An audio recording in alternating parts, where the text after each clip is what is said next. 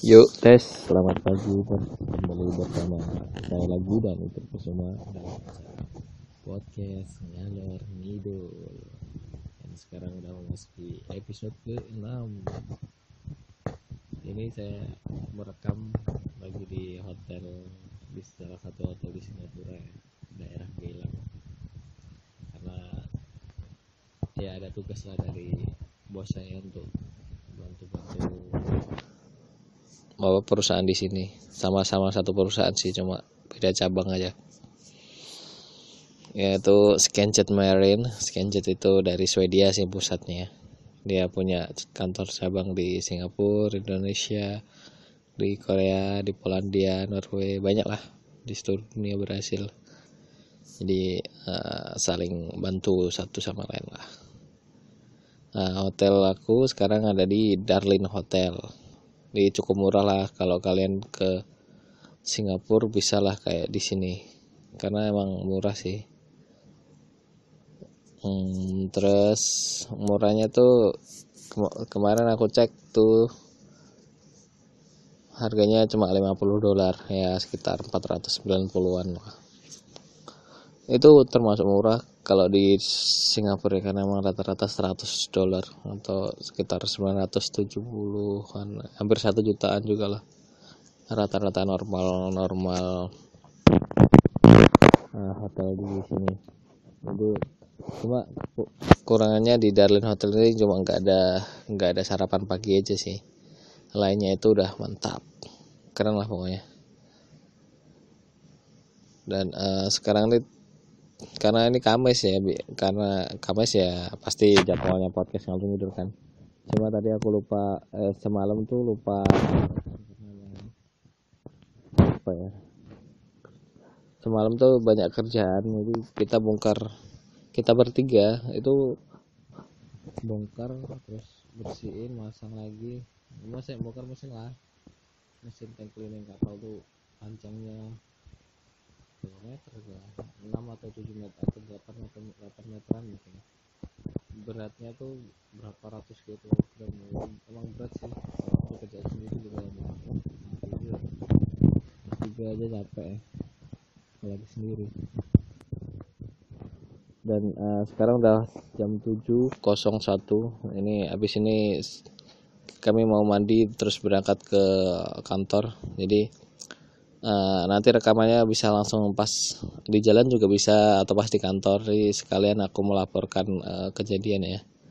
Jadi kan mantap kan. Tapi sekarang untuk pembukaan kita di hotel dulu. Hari ini temanya saya mau membahas Singapura dan negara-negara yang negara maju yang pernah aku kunjungin ya, kayak negara Singapura, Jepang sama Swedia. Denmark sama Inggris. Kalau Denmark sama Inggris kan cuma tahu lah. Denmark tuh lewat negaranya, jadi sedikit tahu. Kalau Inggris cuma transit di bandara.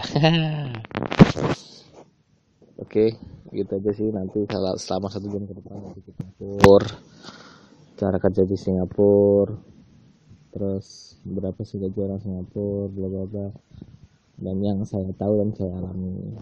Oke, start cek tahu apa itu. Start mulai dari sekarang. Ntar saya mau teman aku harus mandi dulu. Pak, udah jam 7 Pak. Oh ya? Pak mandi dulu lah. Jam 7. Tapi nanti kita kan bungkus saja, jadi makannya di kantor gak apa-apa. Udah.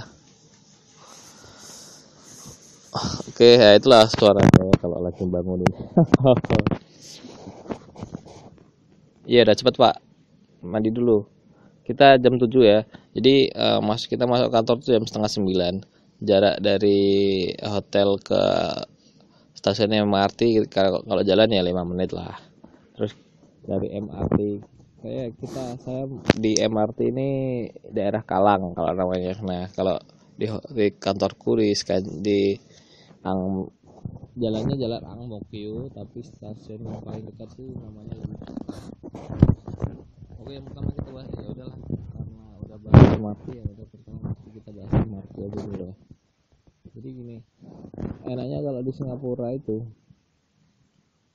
transportasinya tuh gampang kalau di sini, apalagi kalau dari Batam ya. Jadi kalau dari Batam, kalau kita dari Batam mau ke Singapura tuh PP pulang pergi itu cuma 280.000, atau kadang kalau di agent lain bisa 270.000, 200 berapa, pokoknya sekitar 280.000, 270.000 itu. Tapi ya belinya harus di agen atau kantornya mas. Misalkan aku kan belinya di Majestic. Majestic tuh nama kapalnya. Ada yang lain juga sih kayak Batam Fest, Majestic, Sindo Ferry dan lain-lain. Nah saya sering berlangganan Majestic kan, jadi belinya kalau di agen di luar, maksudnya di luar pelabuhan itu lebih murah, karena ternyata kalau di pelabuhan itu cuma tempat untuk boarding, tapi bisa juga sih beli tiket, cuma mahal. Jadi perbandingannya gini, kalau kita beli tiket di pelabuhannya langsung di tempatnya mau kita boarding, itu kalau harganya bisa 450 PP pulang pergi ya, 450. Kalau aku beli di agennya di jalan itu cuma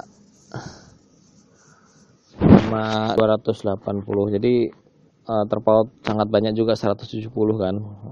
Kalau bagi dua 85.000 juga per satu perjalanan. Nah, lumayan juga kan.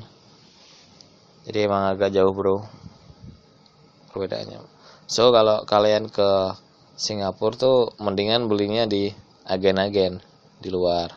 Kalau enggak ya, kalau pas ke Singapura ya hubungi aku aja lah, nanti aku beliin. Tapi kasih komisi. Gitu itu transportasinya. Kalau dari Batam ke Singapura naik speedboat nanti mantap lah, kira-kira 1 jam lah udah sampai. Nah terus gini, kalau di Singapura tuh biasanya nanti kalau mau masuk itu harus ngisi-ngisi kayak kertas gitu. Jadi kalau kamu di Singapura tuh pastiin kamu harus punya tujuan pertama, paling nggak ada nama jalannya atau nama tempatnya lah, karena nanti suruh ngisi formulir kamu tuh di mana, terus berapa hari. Nah kayak gitu itu harus disiapin dulu biar nggak kagok itu. Maksudnya ke Singapura kan mungkin lihat kalian pengen jalan-jalan, ya jalan-jalan kemana harus pastiin dulu, tulis aja Sentosa Island biar nanti pasti imigrasi, nanti kan pasti antar imigrasi, kalau udah nyampe sana kan antar imigrasi. Nah itu biar kalau dilihat sama petugasnya kan langsung enak gitu, dia tahu, nggak usah banyak nanya. Kadang untuk yang pertama kali ke Singapura tuh kan nanti banyak ditanyain juga sama orang apa sih namanya ya, orang itulah yang ngurusin keberangkatan tuh, apa namanya lupa aku. Nah nanti tanya-tanya itu, jadi tiket segitu, terus jangan lupa isi form tempatnya itu kita harus tentuin dulu lah. Terus nah kalau udah nyampe di Singapura ini kalian banyak pilihan ini. Kalau transportasi ada MRT, ada LRT. MRT sama LRT itu jadi satu lah, di gampang. Naik bus bisa, atau naik taksi, naik Uber juga bisa juga. Jadi kalau kalian download Uber bisa juga digunain di Singapura. Cuma bonusnya Uber Indonesia nggak bisa dipakai di Singapura sih, gitu.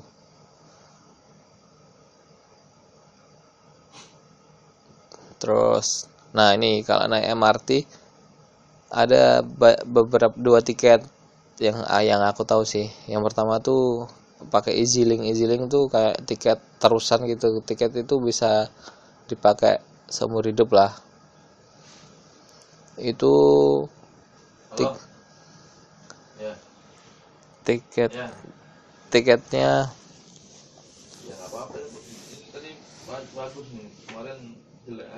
tiketnya apa lupa. Nah tiketnya itu harganya $12.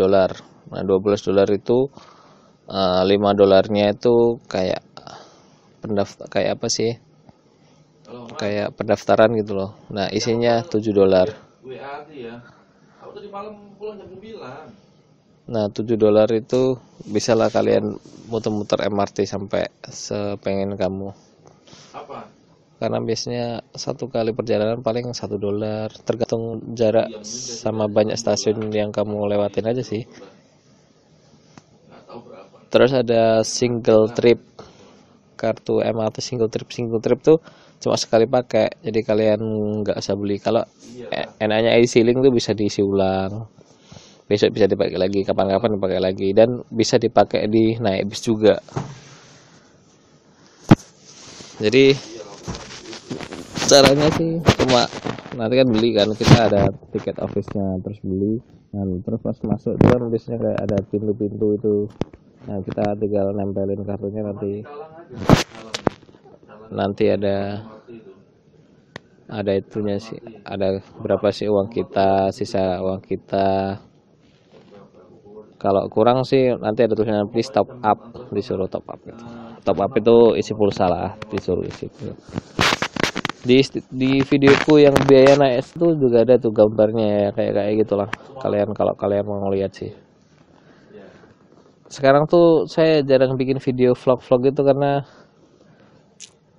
yang pertama nggak ada cerita yang mau aku ceritain lagi.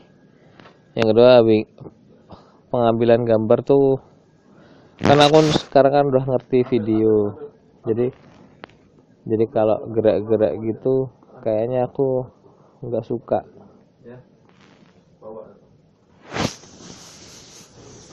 gitu. Jadi kadang aku buang-buang juga, aku sering ambil video tapi aku buangin, jadi pas ngedit jadinya juga dikit. Terus jarang ngevlog lagi karena komputerku tuh mulai ngehang, jadi kalau pas ngedit itu nggak enak. Sorry, ada suaranya temen aku lagi ngobrol sama istrinya.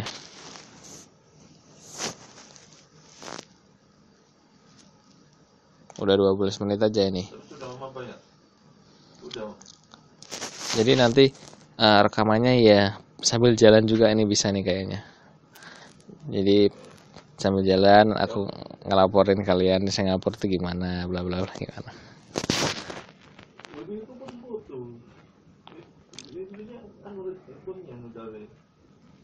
Terus ini biasanya nanti kalau dari Batam itu biasanya paling banyak itu kan, di Batam juga banyak pelabuhan. Nah, nanti biasanya turunnya di Harbourfront. Nah, pas di Harbourfront itu Harbourfront Singapura. Nah, itu nanti naik MRT dari Harbourfront. Kalian mau pengen kemana nanti tinggal ngikutin jalurnya aja. Gampang kok naik MRT, enak juga. Naik bis juga enak, cuma naik bis ya tetap itu sih harus tahu dulu kita bawa aja.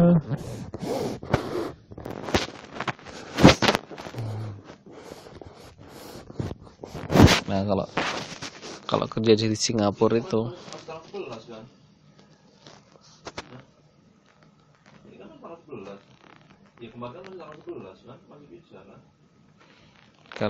kalau kerja di Singapura nanti aku kasih tahu juga cara-caranya.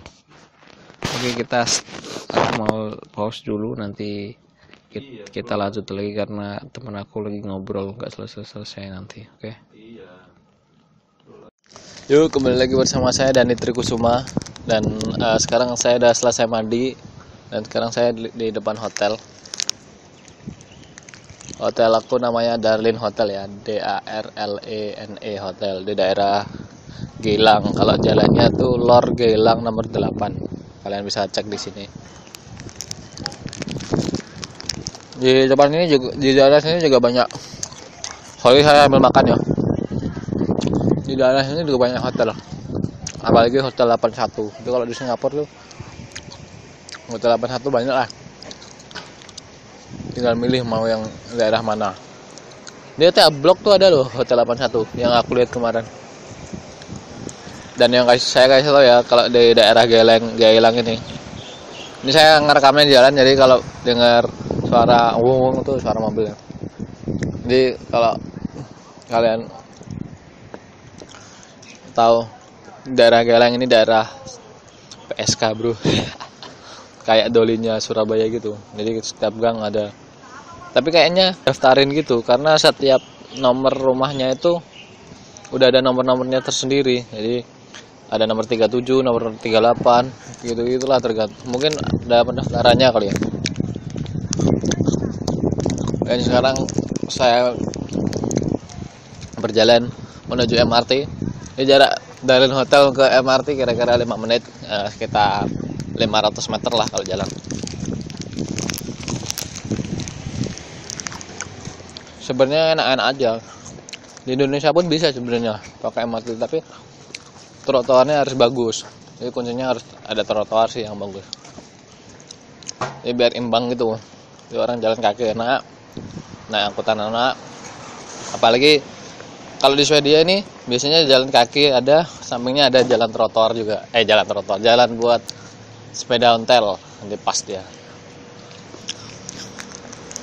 Nah gitulah, emang harus bersinergi sih. Lama sih Indonesia masih zaman kayak gitu, tapi pasti bisa lah.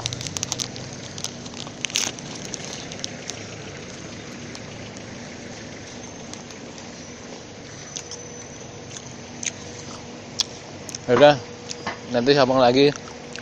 Saya mau makan dulu. Makan sambil jalan. Makan sambil jalan sambil ngomong kan susah. Jadi nanti saya pas sampai di MRT nanti aku ngomong lagi ya. Oke, bye. Nggak bye sih. Kamu stay tune aja sampai 1 jam. Masih ini 16 menit kok.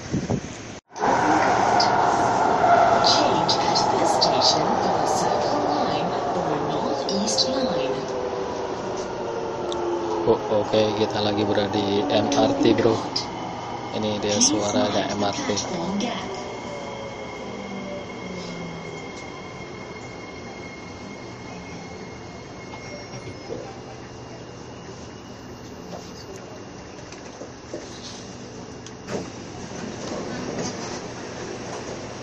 Kita dengerin dulu sampai nanti jalan lagi ya. Dengerin aja dulu suasananya.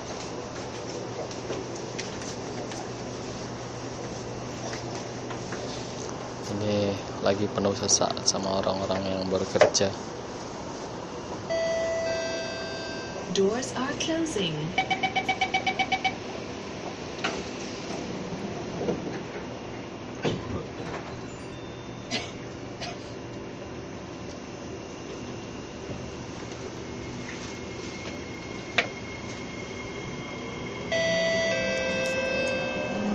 Next station, Somerset.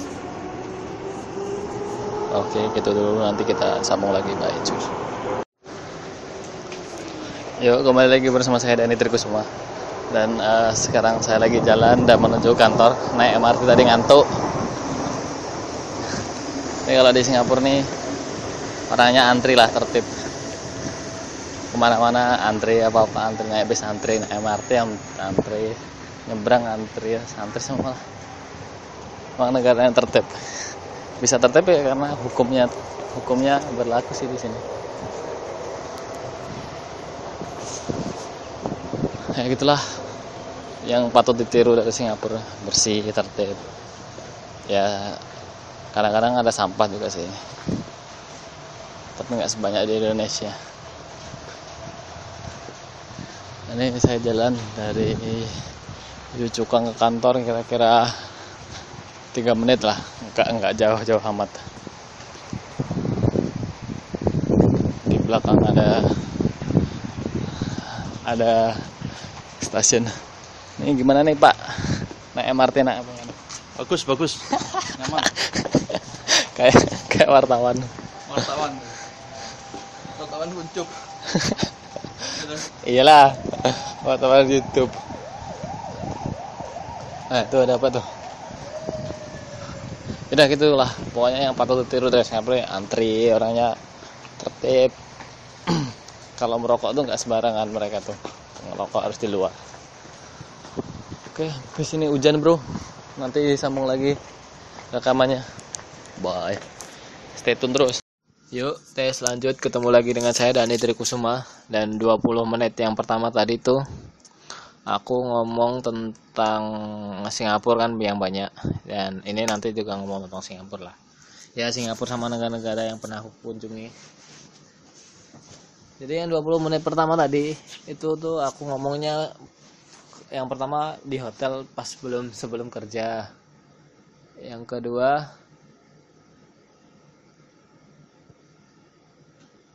kedua itu apa, lupa aku. Di MRT. Nah, di jalan sama di MRT terus di kantor. Dan sekarang sudah pulang. Ini kalau di Singapura jam 8:30 ya. Udah malam coy. Tapi aku udah malas jalan-jalan karena ya gitu-gitu aja sih. Kalau udah sering ke Singapura ya pasti ya udah biasa lah ya kayak gitu aja.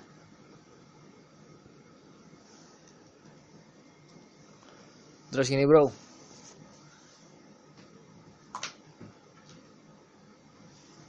kalau di Singapura tuh enaknya itu orangnya itu tertib, jadi apa-apa tertib, antri gitu, nggak ada yang buang sampah sembarangan, ngerokok sembarangan di angkutan umum dan lain-lain. Itu yang bikin aku seneng sih.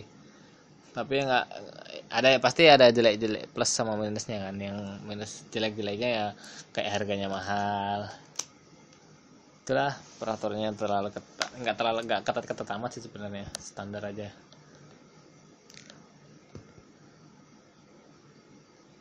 Gitu deh. Terus apa lagi ya? Oh ya, bahas apa ya anak-anak ini? Bahas tentang kerja di Singapura ya. Kerja Singapura.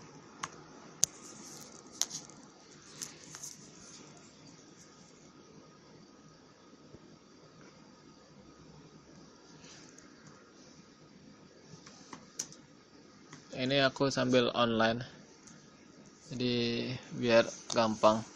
Biasanya kan aku ngomong tapi nggak ada ininya kan, nggak ada referensinya sih aku sendiri. Ini aku kasih tahu, ini ada tips and trick cari kerja di negara Singapura ya, saya bacain biar sama-sama tahu. Aku juga tahu, kalian juga tahu. Nih, pertama nih, bagi teman-teman yang berkenan untuk bekerja di Singapura, berikut ada beberapa cara informasi terkait. Cara pertama adalah dengan kuliah di Singapura. Setelah lulus dari universitas atau politeknik, mereka akan diberi tawaran LPR, Landed Permanent Resident, dalam jangka waktu 1 tahun oleh pemerintah Singapura. Dengan LPR tersebut, mereka diberi waktu untuk mendapatkan pekerjaan di Singapura. Setelah mendapatkan pekerjaan, LPR tersebut bisa dikonvert langsung ke SPR, Singapore Permanent Resident. Nah, ini aku juga baru tahu nih. Ternyata ada LPR sama SPR ya. LPR itu Land Permanent Resident. Jadi ada jangka waktunya setahun. Kalau nanti bisa ditingkatkan jadi SPR, Singapore Permanent Resident, atau SPR. Bos-bosku di Batam nih kayaknya SPR juga nih. Orang Indonesia tapi dia SPR, Singapore Permanent Resident. Dia punya rumah di Singapura juga. Oh gitu ya. Jadi kita sama-sama belajar ya. Saya belajar, kalian belajar. Kalau yang dengerin sampai menit ini ya. Makanya kalau aku kayak gini tuh didengerin. Oke coy.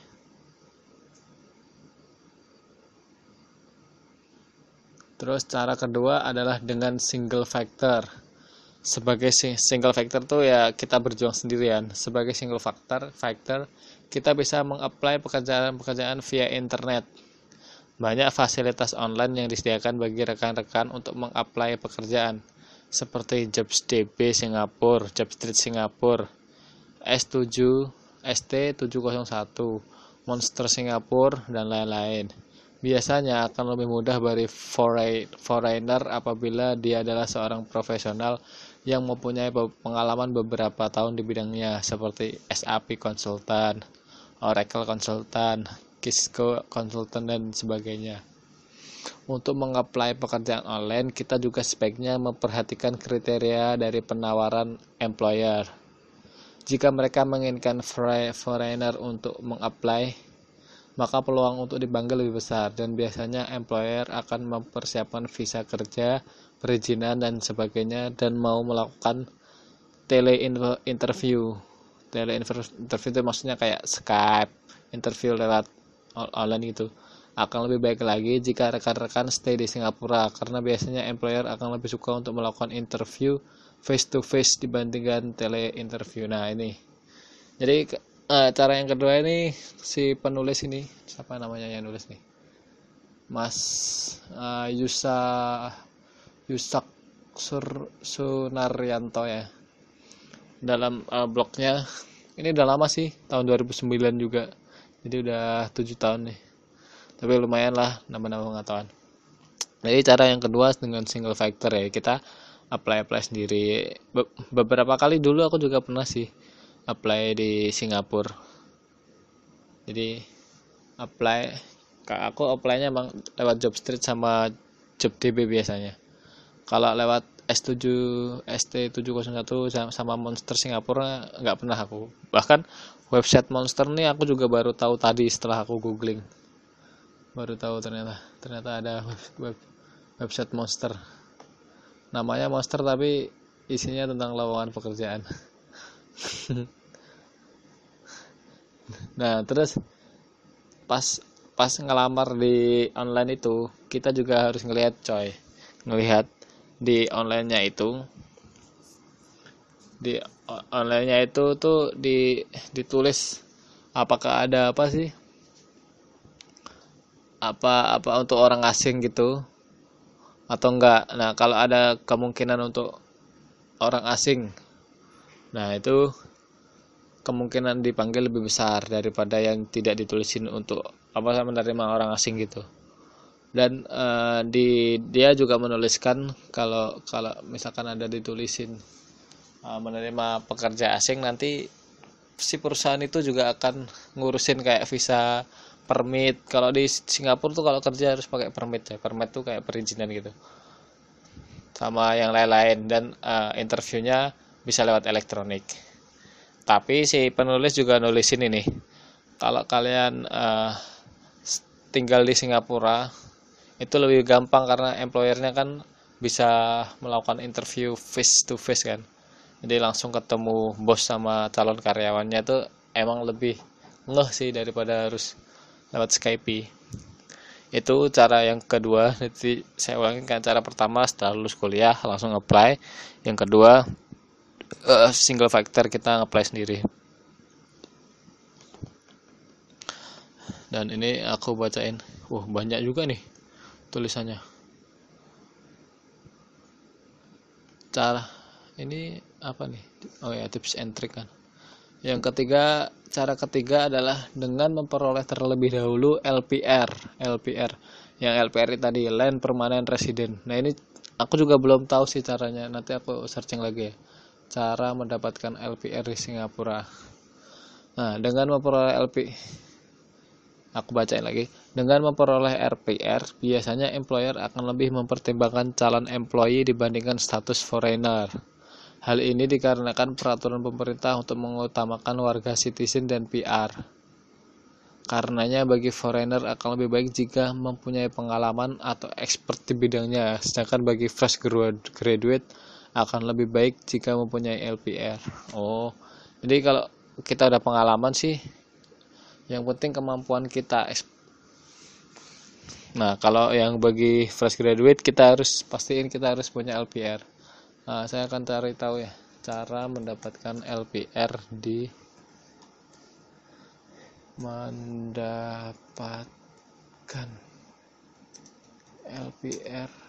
Singapura.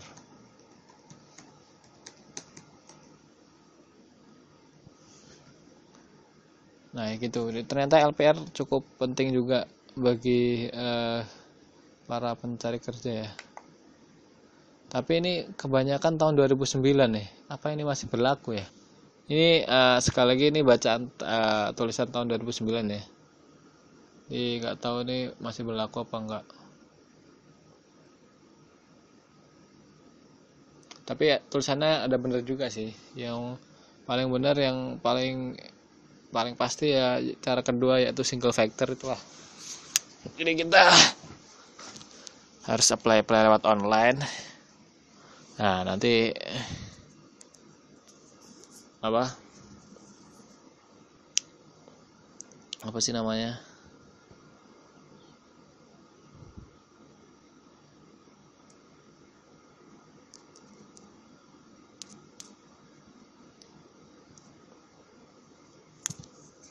Aduh, sakit bung perutku. Ya pokoknya kita apply, terus wawancara, keterima, udah oke, mantap.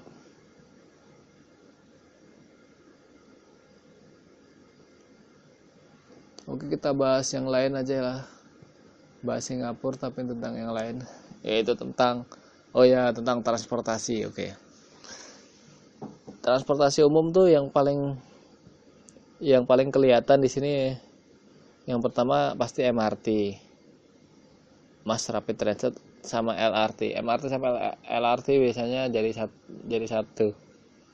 satu line juga, ada berhubungan, maksudnya dia bisa terhubung gitu satu sama yang lain. Terus yang kedua bus umum. Yang ketiga taksi online maupun taksi biasa. Nah, kalau taksi online kayaknya di sini masih Uber ya. Kalau Grab taxi kayaknya belum lihat sih. Sama belum download juga, jadi kurang tahu kalau Grab taxi. Tapi kalau Uber kemarin aku udah pernah nyoba.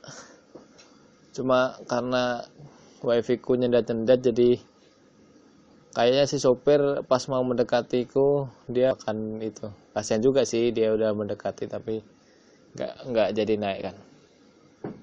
Tapi kayak mana, orang sinyalnya jelek.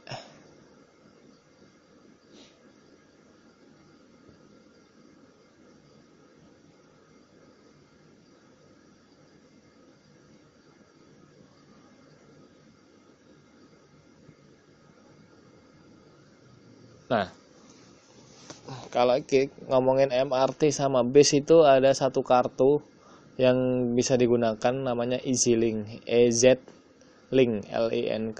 Di YouTubeku juga pernah aku tunjukin juga, judulnya apa ya kemarin lupa. Biaya MRT lah kalau nggak salah. Nah, di situ nanti ada semua itu. Bentuknya kayak gitu maksudnya. Itu harganya $12. Ah ya kira-kira 118-an lah. 118 ribuan. Nah, itu nanti isinya tuh $7. $5 tuh apa sih namanya, refundable atau apa sih? Kayak uang pendaftaran atau uang apa, nggak tahu lah. Tapi pokoknya isi pulsanya itu $12 tuh, isi pulsa kartunya itu cuma $7.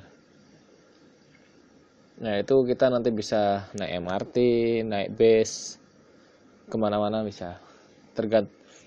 Bergantung jarak antara kita ke stasiun tuh beda-beda harganya. Jadi apa sih namanya, lupa.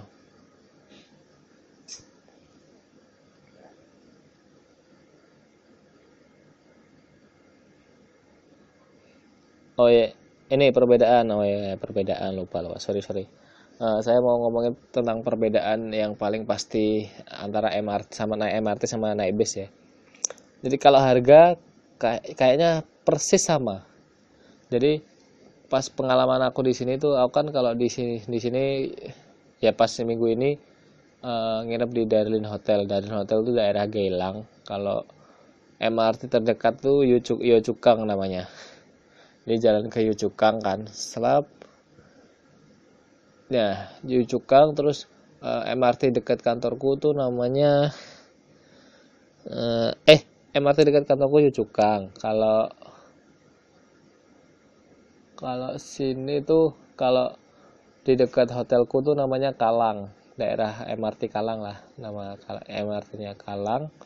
Kalau dekat kantorku Yio-Chu-Kang. Nah, itu kena 1,46 naik MRT. Terus tadi sebelum pulang nih, aku sama temen aku juga naik bus, coba naik bus kan.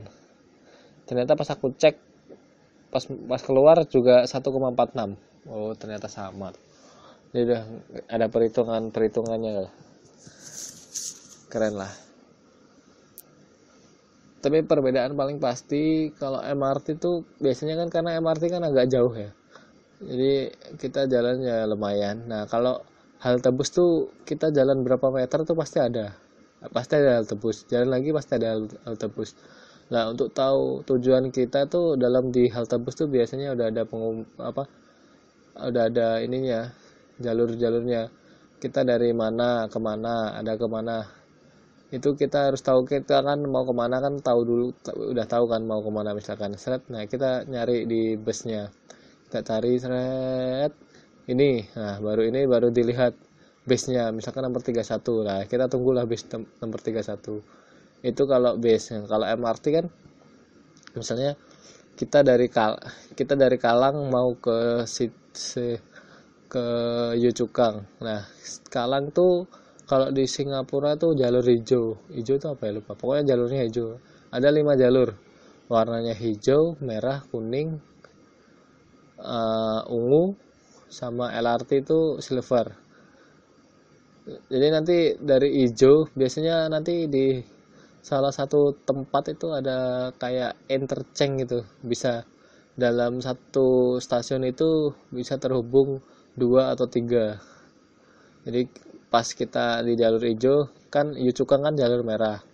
Misalkan kalau aku dari Kalang nih, Kalang seret terus menuju City Hall seret. Nah di City Hall ini ada perpaduan antara jalur hijau sama jalur merah. Nah Yio Chu Kang kan jalur merah. Nah kita harus keluar ke Yio Chu Kang baru naik lagi kayak gitu. Dari City Hall untuk menuju ke Yio Chu Kang. Nah kayak gitu kalau MRT. Kalau bus kan kita nyari dulu seret mana yang cocok, di situ selep. Nah kita tinggal duduk sampai nyampe baru kita turun. Yang gitu sih, lebih efektif bus sih, cuma kita harus nyari kalau nggak ada, nyari di halte berikutnya, kalau itu halte seberangnya. Karena kalau biasanya halte masih satu jalur, kayaknya jalurnya base-nya masih sama, tapi kalau kita nyebrang udah beda lagi. Terus bedanya lagi tuh kalau MRT tuh kita kalau mau turun tuh kan ada speakernya Yio Chu Kang. Nah jadi pas kita tidur tuh tiba-tiba langsung bangun, oh mau ke Yio Chu Kang atau Outram Park gitu. Jadi kita udah sadar gitu, walaupun tidur tuh kalau ada suara Outram Park kita langsung bangun, bisa keluar. Nah kalau naik bus tuh nggak ada yang ngasih tahu, jadi kita harus pinter-pinter kita lah. Jadi sebelum naik bus paling nggak difoto dulu jalurnya, biar pas di halte tuh kan kita bacakan ini nyampe halte mana, baca ini sampai halte mana, kayak gitu biar nggak kelewatan. Karena kalau udah kelewatan ya balik lagi. Makanya kalau bis tuh persiapannya harus bagus lah, harus matang dulu. Kalau MRT kan kalau salah kelewatan bisa balik lagi. Dulu aku juga pernah salah MRT tuh, jadi udah kelewatan 3 stasiun balik lagi terus berganti jalur. Nah kayak gitu lebih gampang. Nah kalau bis nih kan kadang kan udah muter-muter, misalkan kita salah udah lewat di haltenya tapi muter-muter malah bingung kan. Itu bahayanya. Tapi enaknya bis itu kita bisa ngelihat pemandangan kota. Jadi karena bis kan pelan-pelan kan, ya bisa sih kenceng, tapi tetap aja jalanan di Singapura itu nggak bisa kenceng, jalanan ya segitu-gitu aja.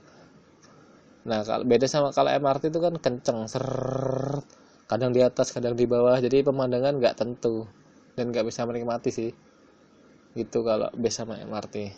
Jadi kalau bis bisa menikmati, kalau bisa menikmati teman-teman, kalau MRT nggak bisa. Nah tapi kalau bis tuh nggak ada pemberitahuan, kalau MRT ada. Jadi ada plus minusnya sih bis sama MRT. Kalau MRT tuh biasanya padat juga. Ini kayak di Jepang juga itu MRT-nya kan penuh kan, nanti didorong-dorong sama orang atau jepit-jepitan. Kalau bis kayaknya enggak deh, kayaknya kita masih dapat duduk lah.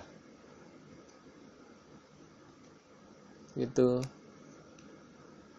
Terus oh ya ini kalau kita naik MRT itu kan ada kayak single card gitu. Single card tuh kayak ada karcis tapi harian gitu. Tapi aku nggak pernah ngelihat bus pakai, nggak pernah ngalamin juga ya, karena pas aku naik bus tuh aku pasti pakai EasyLink. EasyLink tuh kartu MRT atau kartu bus yang bisa dipakai berkali-kali sampai 5 tahunan lah kalau nggak salah.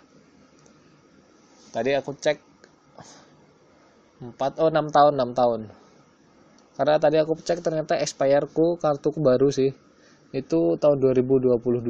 Kalau sekarang 2016 kan berarti 6 tahun. 6. Ya 5 tahunan lebih lah. Gitu. Jadi kalau nggak pakai EasyLink kalau di bus tuh kayaknya gimana gitu. Karena sopir nggak mau nerima uang dia. Karena di sini tuh orangnya profesional. Jadi kalau di MRT kan kalau kita misalkan nggak punya EasyLink, kita kurang, kita bisa langsung ke tiket office untuk top up, isi ulang lah kayak gitu. Tapi kalau di bus mana bisa, kalau duitnya kurang ya nggak tahu. Tadi aku juga mikir nih, kalau EasyLink-nya nih kurang nih gimana lah. Tapi untungnya EasyLink-nya pulsanya banyak, jadi aman bro.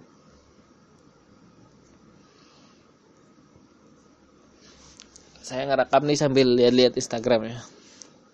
Ternyata ya Instagramku yang Sanju ID itu kan ngadain kuis berhadiah sepatu kan.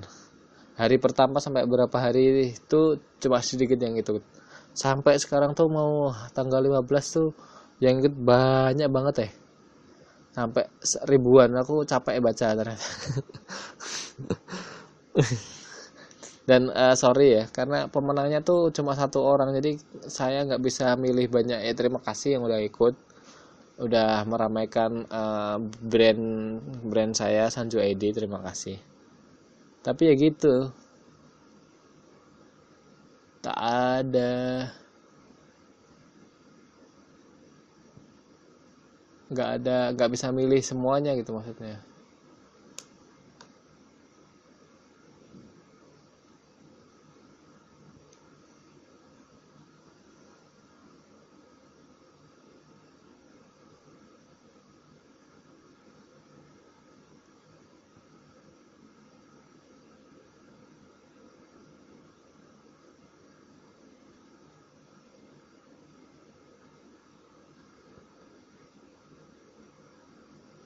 Oh ya, hari ini saya mau upload, tapi kayaknya kalau upload langsung podcast ini nggak enak nih. Apa aku harus ngupload yang ini ya, yang video-videoku zaman dulu ya? Baru kayaknya besok pagi baru ini, baru upload yang tentang ini. Gimana, Bung? Apakah kalian setuju, Bung?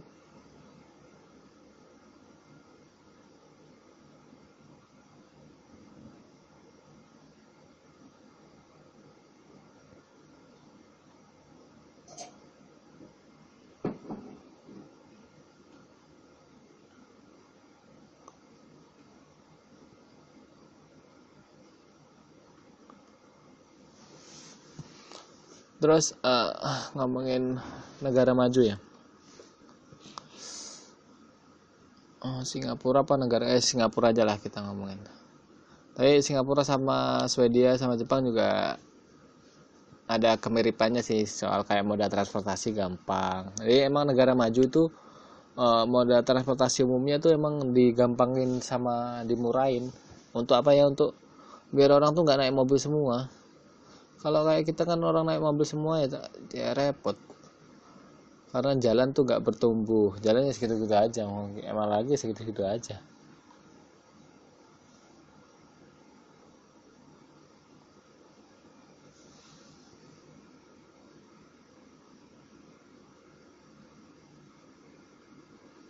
Kalau di Swedia dulu aku pernah melihat transportasi sewa sepeda ontel. Sewa sepeda. Mungkin di videoku juga ada kali. Kalau kalian melihat satu-satu videoku di Swedia ada kok. Jadi di sana nanti kita bisa apa sih namanya? Bisa rental ya rental sepeda motor pakai kartu kredit, tapi nah itu nggak enaknya. Andai kalau di Swedia itu misalkan kita kayak punya EasyLink kayak gitu kayak di sini, nah itu pasti enak coy. Jadi kita kan mantap gitu kan, tinggal serap pinjam bisa muter-muter, dan kayaknya sih murah kok,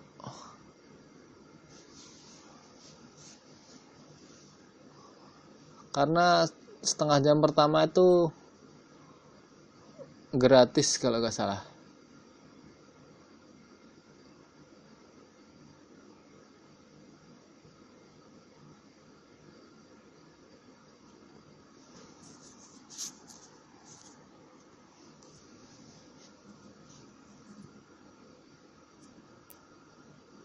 Baru selebihnya itu baru bayar.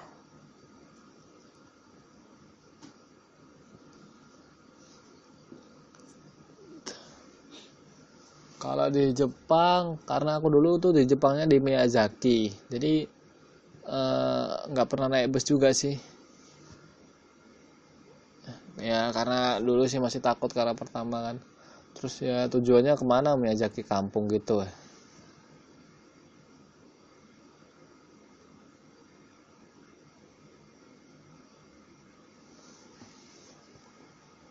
Oh ya, kayaknya nih saya mau upload video micro teachingku dulu ya. Eh, Zaman dulu. Karena dan upload podcastnya besok, baik mohon maaf. Jadi saya upload ini dulu ya. Biar ada selang-seling gitu. Karena kalau videoku langsung podcast tuh kerasa rasanya ada yang kurang maknyos bung. Oh ya, sekarang tuh ini aku kan mau masuk laptopku nih. Oh, untuk masuk YouTubeku nih harus pakai kode. Jadi kalau kalian mau ngehack, sorry saja ya, nggak bisa. Karena verifikasiku banyak kalau mau masuk YouTube Googleku. Bisa sih kalau kalian hacker-hacker kelas tinggi. G58.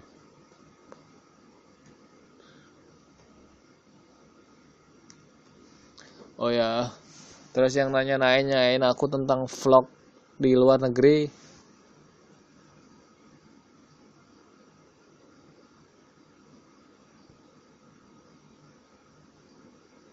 Vlog di luar negeri, mohon maaf saya masih jarang ini ya, jarang upload karena jarang edit.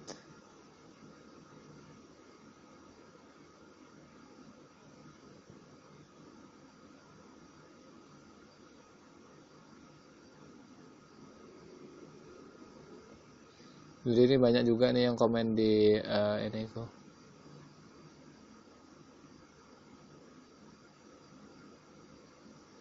Oh ya, saya mau upload dulu lah. Gak lama nggak upload. Ini kayaknya lama nih. Videoku juga gak lama ya. Ya nggak apa-apa lah.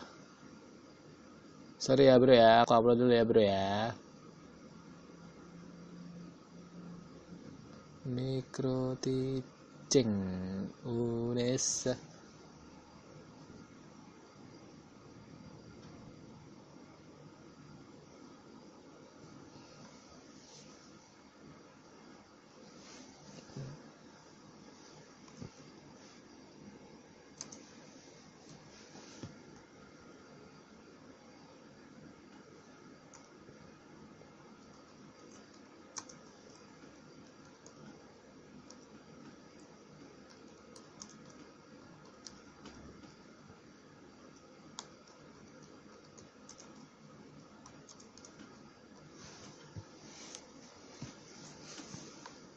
Oke, udah di-upload.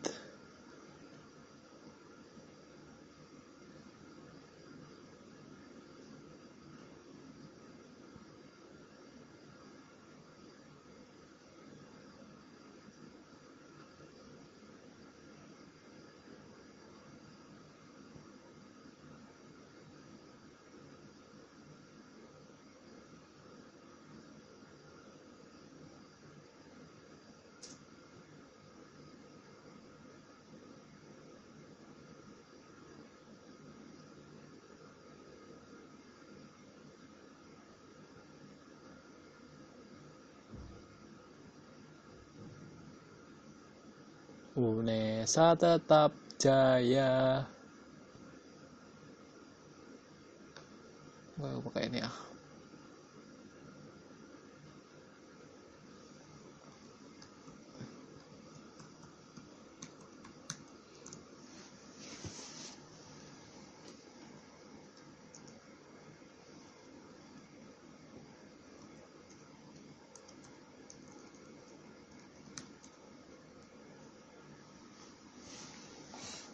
Jadi di yang video aku yang upload ini itu video tentang aku micro teaching zaman dulu.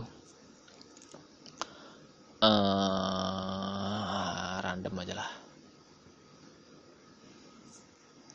Kayaknya lama juga nih, baru satu ini.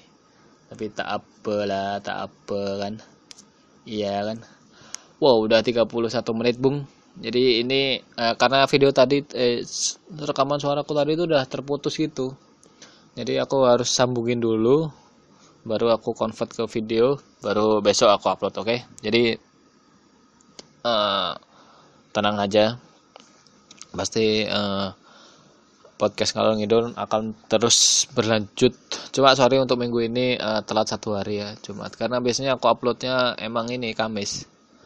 Jadi aku Rabu malam rekaman, Kamis langsung upload, begitu ceritanya. Terus kalian komen lah di bawah tuh aku pengen bahasnya apa. Karena kalau bisa yang pernah aku alami, biar aku bisa ceritain juga sih.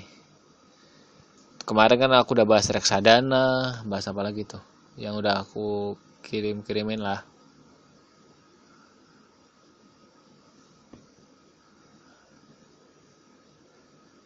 Bos, YouTubeku udah 926 pelanggan. Alhamdulillah, terima kasih. Kurang 74 lagi nih 1000 nih. Kalau udah 1000 kayaknya giveaway apa enggak nih? Ayo, ada yang mau giveaway atau enggak nih? Cikiper. Kalau ada ya nanti aku kasih sepatu. Mau sepatu? Tapi ada caranya, coy. Gak bisa yang langsung coy.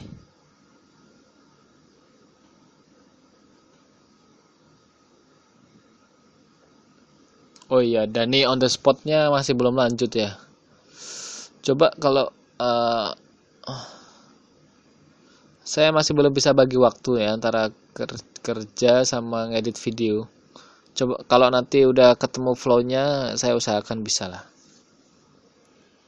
Terus ini saya juga lagi belajar. Kemarin tuh belajar Adobe Premiere Pro sama Adobe After Effects. Tapi masih pening lah.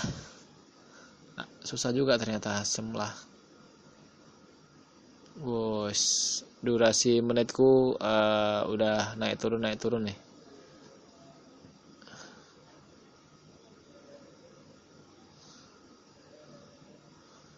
Jadi terima kasih lah yang udah nonton.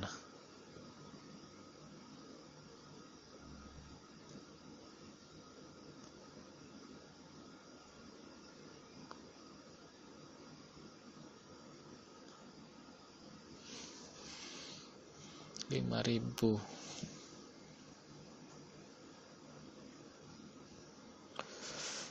Ternyata video podcast kayak gini, podcast Ngalor Ngidul ini uangnya paling banyak loh dibanding video-video yang lain. Makanya dalam proses pembuatannya juga gampang, ngeditnya gampang. Makanya gitu, aku masih terus melanjutkan podcast Ngalor Ngidul. Karena uangnya banyak sih. Ini aku baru ini udah berapa, ya nggak banyak juga sih kalau dibanding YouTuber terkenal. Wih, 3.900 menit yang dengerin. Wah, gila.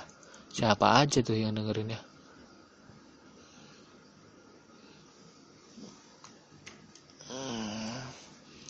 Wisata Lagobay, emakku pahlawanku. Oh iya, aku masih ada video di Batam ya. Lupa belum saya ini.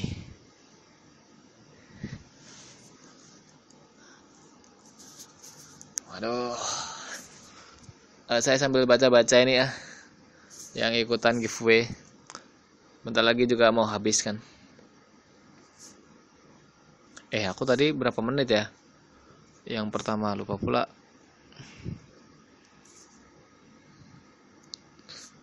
Perekaman.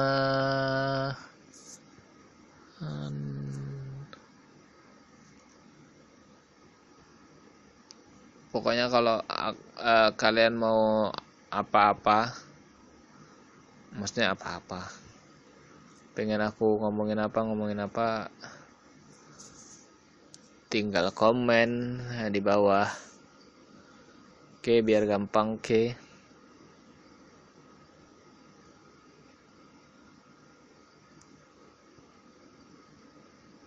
Tanggal 13 Oktober 2058. 12 menit. Apa ini?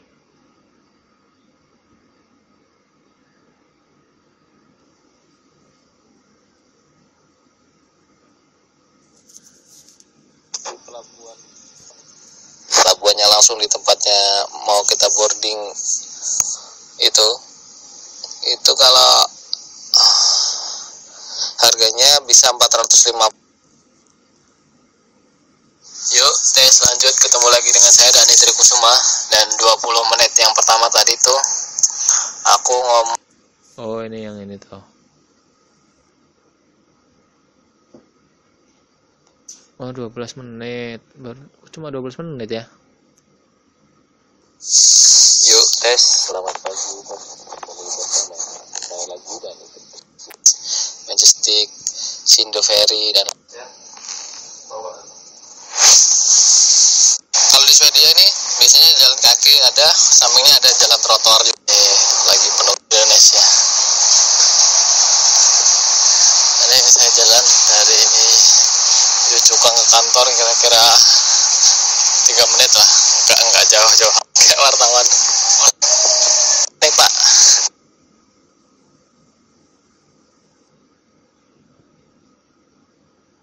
kalau merokok tuh nggak sembarangan mereka tuh, merokok harus di luar. Oke, ke sini hujan bro, nanti sambung lagi rekamannya. Bye. Sorry ya, Stay saya tune terus. sambil dengerin rekamanku yang tadi. Kalau kalian bisa denger sih. Oh, ternyata baru 12 menit. Ya udahlah. Ini tanggal 38 berarti baru 50 menit. Masih lama, Bung. Kita mau bicara tentang apa? Oh, YouTube. Kalau YouTube-nya di Singapura yang aku suka tuh gengnya siapa sih namanya nih? Jian Hantao. Nah, itu bagus tuh. Jian Hantao tuh kayak LDP lah. SD Production-nya, LDP-nya Singapura lah, cuma dia sendiri kan. Ada temannya sih, cuma namanya kan dia sendiri. Bagus tuh. Belajar bahasa Inggris juga bagus kok. Keren lah.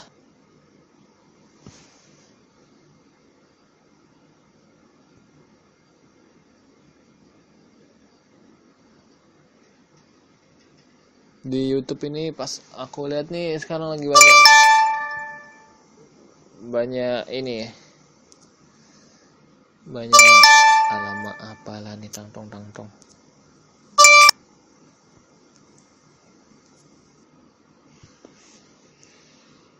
di YouTube nih lagi banyak tentang ini,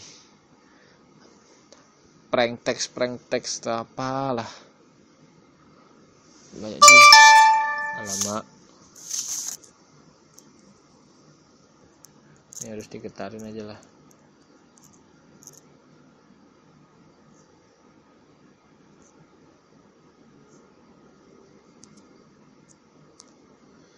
Uh, 39 menit, masih lama Bung. Ini saya sambil ngecek ini juga sih, intisar ininya, pendapatan iklan.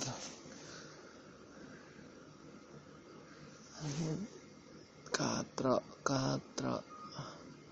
ya, sehari rata-rata 2.000 atau 3.000 lah masuk di kantong.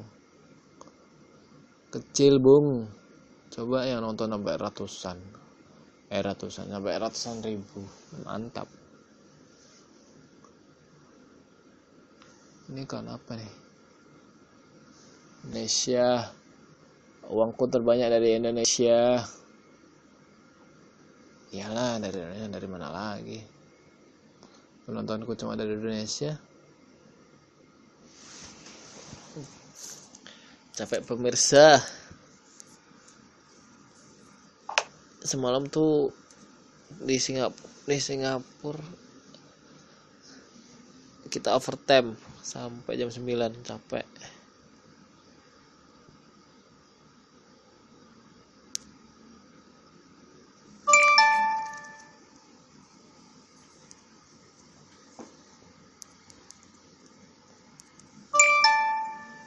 Tang tong. Sorry mengganggu. Alamak.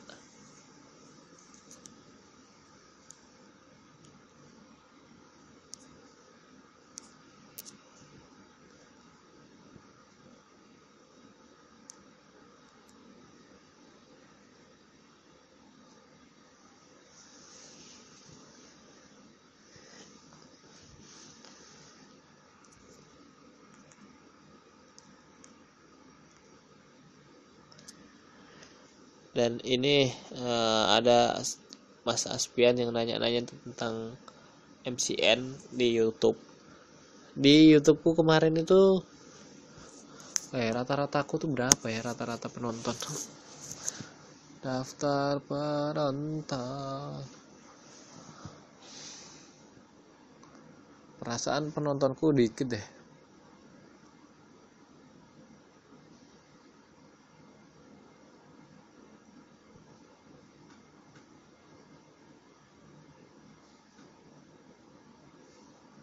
Ada sih beberapa video yang penontonnya banyak. Waktu penonton, durasi penayangan.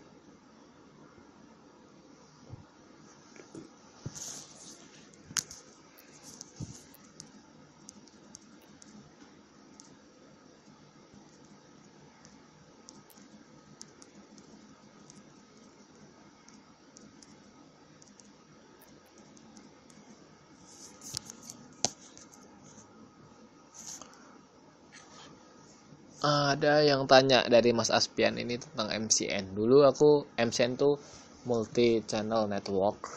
Jadi kayak maklarnya gitulah, yang menghubungkan aku dengan si YouTube, terutama tentang keuangan sih. Kalau menurut aku emang MCN tuh penting untuk keuangan aja. Karena setiap bulan tuh aku dikirim MCN ya $5, $10, $5, $5 ya kayak gitu sih. Jadi ada enaknya gitu, cuma gak enaknya emang dipotong dari mereka.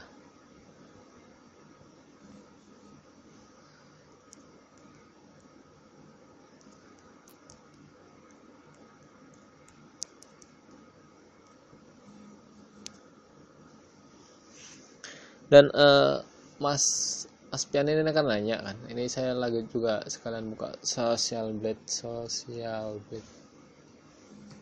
Lain kali nanti aku bikinin podcast sambil aku ngetik sesuatu, jadi kalian bisa dengerin.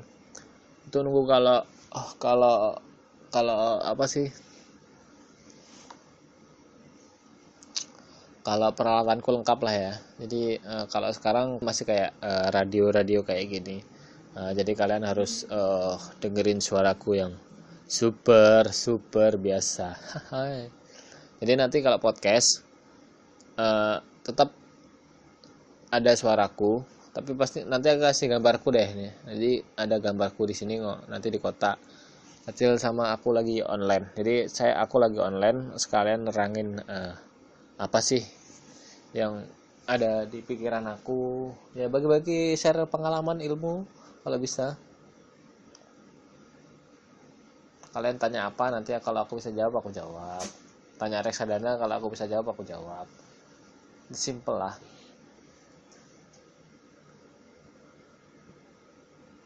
Ini ada video reksadana sih sebenarnya, cuma bukan video aku. Jadi tapi bisa sih aku potong-potong. Nantilah aku bikinin videonya, kayaknya gampang. Lama baru 7%, lemot ini. Jadi saya upload video di Unesa.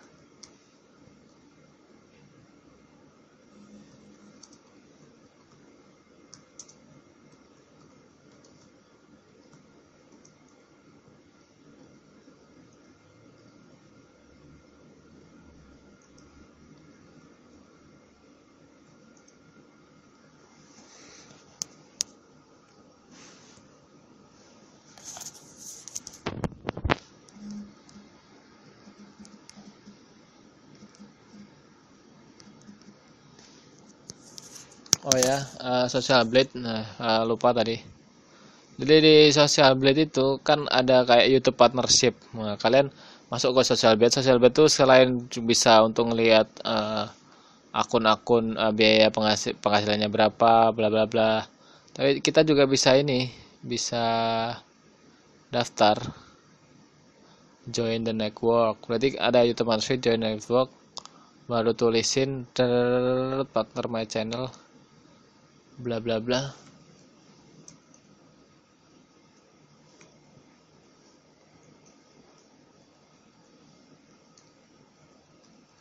Kita coba. Aku dulu lupa sih, tapi tadi ada beberapa temanku yang udah ini.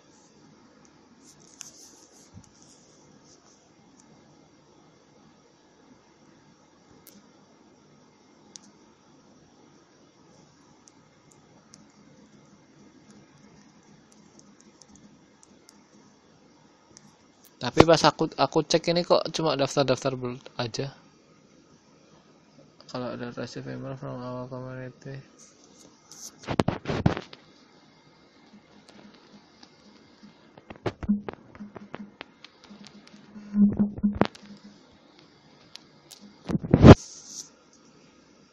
Kayaknya dulu sih aku daftarnya gampang-gampang aja. Nggak ada ketentuan harus 10.000, view-nya harus 10.000 atau gimana sih. Tapi kalau emang ditolak ya saranku emang harus perbaiki konten. Kalau nggak gitu sering share aja videonya. Atau gini aja, pakai cara jelek aja. Jadi upload satu video yang kiranya pasti banyak penontonnya. Misalnya video lucu, video-video orang lain juga nggak apa-apa lah. Satu aja sih ya, jangan banyak. Untuk ngangkat view aja. Jadi dulu tuh aku punya video yang view-nya banyak. Itu memang videoku asli sih. Tapi videoku tuh isinya hot tentang TV sek Jepang. Itu penontonnya sampai 50 ribuan kalau nggak salah. Dalam waktu 1 bulan kurang. Jadi cepet gitu naik. Terus YouTubeku ini kayak gampang gitu, masuk iklan gampang, ditawarin ini itu. Jadi trik boom view aja sih. Jadi kayak gitu. Jadi nanti viewer kita tinggi kan, jumlah itunya juga tinggi, dan gampang lah. Orang tuh udah kenal kita kan dari view itu, baru kita bikin konten. Ya walaupun jelek. Ya kontenku sih jelek sih, aku akui. Tapi kan pelan-pelan nanti kita akan tumbuh bersama keseringan kita untuk ngedit video kan. Jadi kita sering lihat video, sering ngedit video, ngelakuin cara ngambil video, pasti kita kan sehari-hari juga akan pasti ada peningkatan, udah pasti itu. Jadi saran aku sih dari sekarang, kalau pengen ngangkat view aja dulu, pakai video yang orang lain aja nggak apa-apa menurut aku sih. Nanti suatu saat hapus untuk ngenalin YouTube kita aja dulu, baru kita pakai upload sendiri. Oke. Ya gitu ya Mas Aspian ya. Saran aku sih. Kalau mau MCN yang lain, MCN Indonesia tapi tetap aja sih view harus diutamakan. Jadi paling gampang itu upload aja video yang udah pasti banyak view-nya. Udah pasti banyak view-nya tuh apa? Yang clickable. Clickable tuh thumbnailnya tuh menggugah untuk diklik, judulnya menggugah untuk diklik, kontennya menggugah untuk diklik. ya itu sih kontennya nanti kayak lucu-lucuan, ada yang sedikit hot, itu udah pasti banyak yang itu lah. Ya udah, sekian dulu dari saya Dani Trikusuma, udah banyak panjang lebar. Pokoknya kalau ada pertanyaan kalian kirim-kirim aja pertanyaan. Oke, sekian dulu dari saya Dani Trikusuma melaporkan dari Singapura. Bye, cus, I love you all. Mwah.